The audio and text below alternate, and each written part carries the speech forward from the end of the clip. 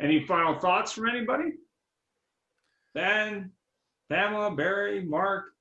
You know what? The final thought I would give everybody is take the time to realize what can be, not what was, but what can be.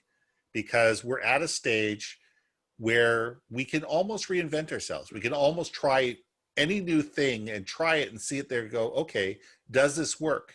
And it's what if, not instead, why not? So let's take the time and sit there and say, okay, how can we be creative? How can we talk to our people? How can we sit there and say what opportunities are out there that we hadn't even thought of, because they are out there and our customers are looking for them.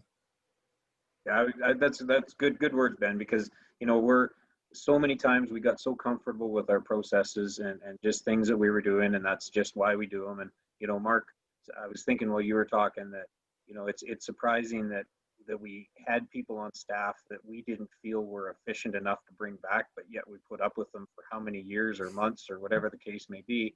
Now all of a sudden we have this opportunity, I'm going to call it, and now we're saying, nah, they just don't fit the team. Well, they didn't fit the team before COVID either, so why do we have them, right?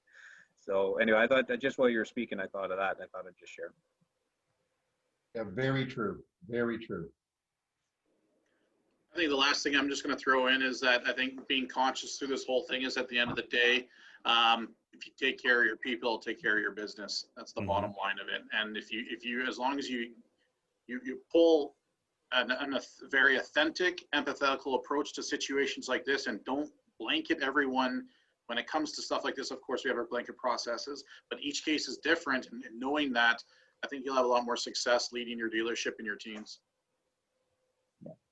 Final thing I just want to say to everybody, by the way, is every week we're seeing a different group of people here on Auto Hub Show and Vendor Speak, and it's starting to come across. Yesterday there were some people who met on our show, and they're now doing YouTube shows out there in the world, and I mean outside of Canada and the States, and they're talking about how they owe this whole thing to Ian introducing them into the show and all that stuff. And hopefully 6-8 months from now we're going to have a giant reunion show. So thank you all. It's you're making this a great platform.